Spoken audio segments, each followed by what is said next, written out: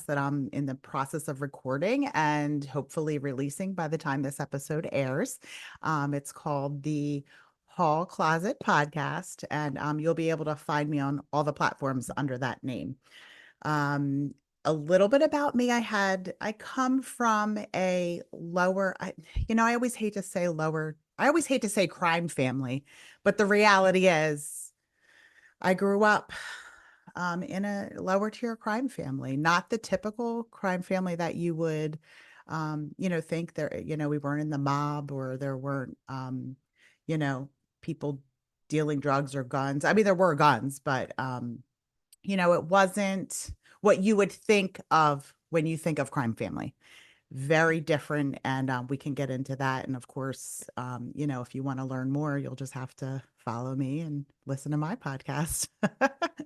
I know, right? That's like the plug. Listen to her, follow her if you want to hear more. I love it. Now we're gonna like put that on a t-shirt, like I kind of have like behind the shades there. Yeah, Cheap I plug, love cheap it. plug. So take us through the genesis of this. This was in your childhood. So how did that impact your childhood looking back on it? So I think what's different about me, so I grew up in I would say middle to lower class town right outside of Philadelphia. And I was the second to youngest of five children. Now we all have different fathers. So it wasn't like a close-knit family like, a lot of people have. Like, there wasn't a mother and a father and all these kids. It was various different fathers from all over the place. Um, and you asked me what it was like looking back on that. Is that right? Is that what you just asked me? So I would say what was different about me than my siblings is I always knew that this wasn't normal. So I feel like my siblings, who are great people, and they've, grown up and done various different things with their lives, I just don't know that they understood at the time. I feel like they just thought that this was what life was. Um, Now I'm speaking for them. I just know and I really don't want to speak for them, but I'm just going to speak for myself and the fact that as things were happening, I was like, this can't be fucking real. Like, this isn't right. This isn't the way that life should be.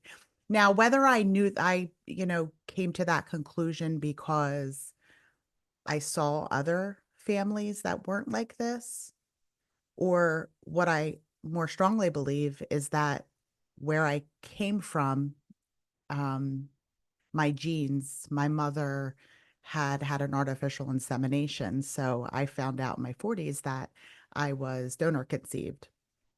And in my 40s, it kind of all made sense. Like now I understand why that never resonated with me, why this life was not for me, how I always knew. Does that make sense? It does because it puts into light how when you're growing up, from what you're sharing, is that there was a different dynamic. I'm trying to be like politically correct, right? There's like a different Okay. dynamic to your upbringing. Like you had different fathers. Was it the same mother Same mom. for everyone? Same mom for everyone. So it wasn't like there was like an adopted brother or sister. It was the same mother, all these different fathers. Which unfortunately, or fortunately, depending on how you look at it, that is still something that happens now, right? Like there's some people who have Yeah. multiple children from different fathers. But for you, once you realize what was actually going on in your family, were you shocked or was it more so, okay, things make a little bit more sense now? I was not shocked at all. I mean, I was shocked that I have, I was shocked that I found out that I was 50% Ashkenazi Jew. I had absolutely no idea. So yeah, that was shocking, but no, it wasn't shocking because I felt at all times throughout my childhood that I didn't belong, that I wasn't a part of anything. I always felt different. I felt judged. I felt I had different values, different even down to like the clothes that I wore. Like I just felt different. As a child, I felt like I didn't belong. Looking back, I'm like so grateful. I'm so grateful that I come from different genes because I feel like had I not, I may have gone down a different path, like like one of my siblings in particular. But, I think I could have possibly gone down a different path. You So, mentioned you mentioned that it's not like you were part of like the Godfather family, right, right? But there was right. some crime in the family, and there was some participation in that. And depending on the extent of it, um, it doesn't seem like it was too serious, but it's serious enough that it had an impact on everyone involved in the family. Is that correct? Is that a correct assessment?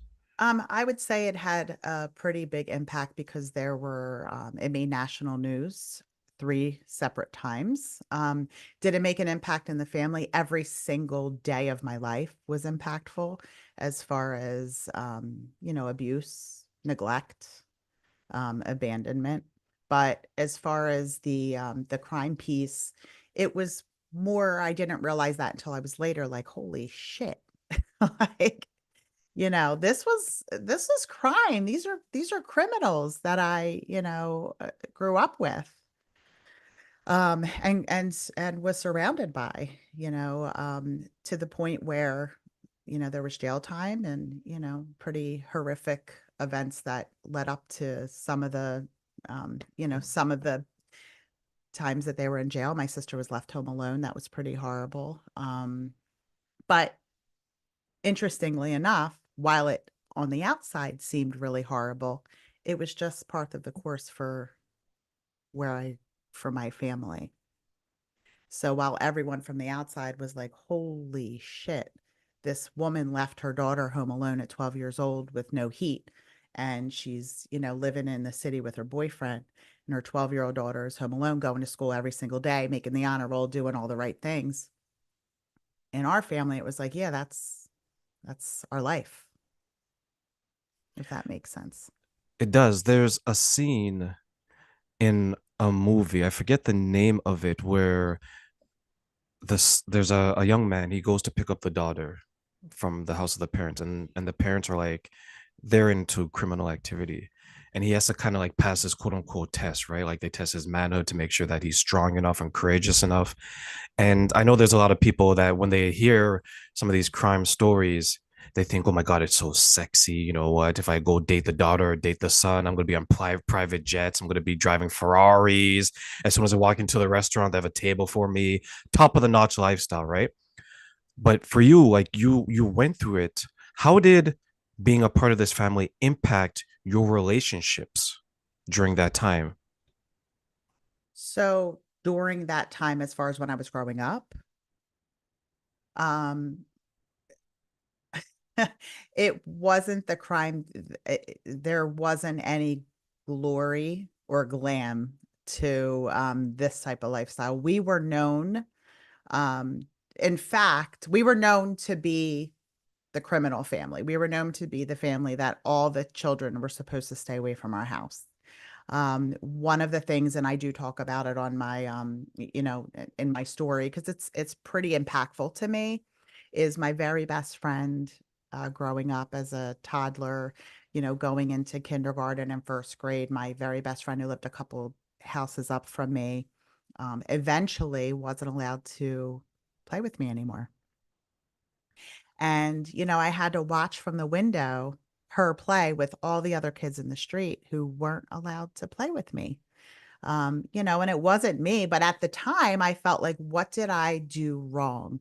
So when you ask about how did it impact relationships, I always felt like it was my fault. I never understood at the time, why don't they want to play with me? Why can't these kids come over? Why can't I have a sleepover? Why can't I even go out in the front lawn and play kickball or smoke cigarettes like they were doing, or when the ice cream man came, like we used to run over to the ice cream man, get our ice cream.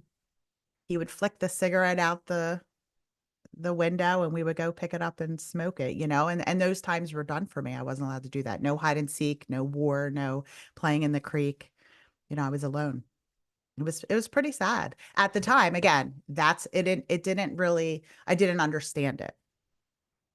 How long would you say that impacted you in your life? Um, until now. I would See, say that I still struggle with blaming myself. I still have that, I blame myself for things that go wrong, and I'm very, very, very hard on myself. And I do believe that that was just because I never had the normalcy.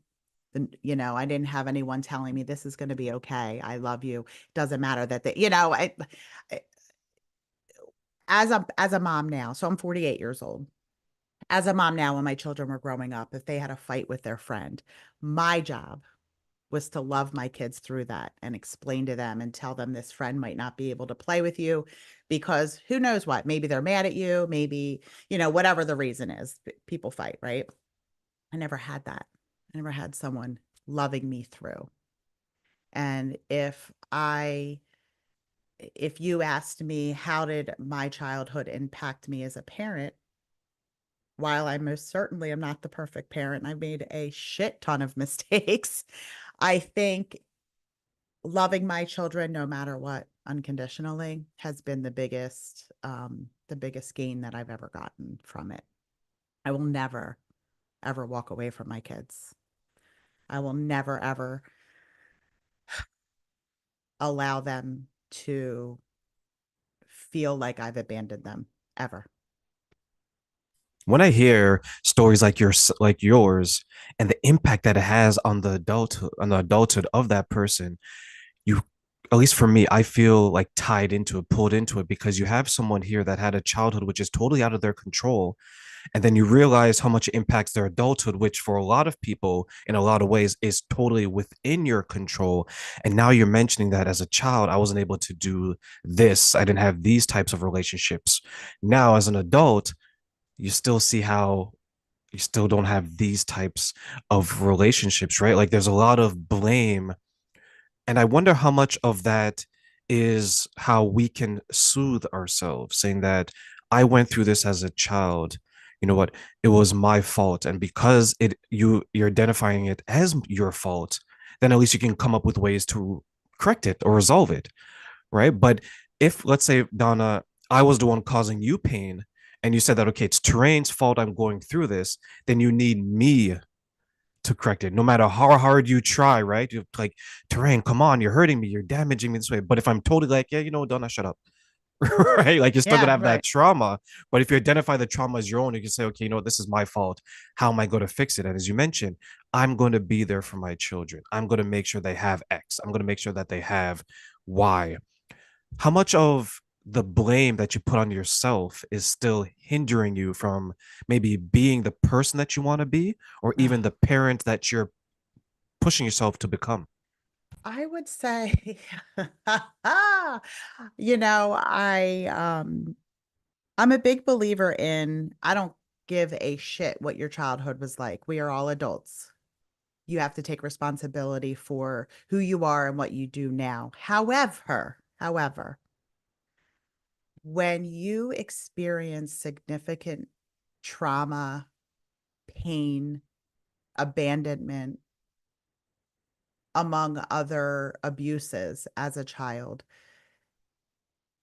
you store that within your body, right? Like within your brain. It's stored in my brain. I might not remember these details, but it's in me still. So I still to this day struggle with abandonment issues.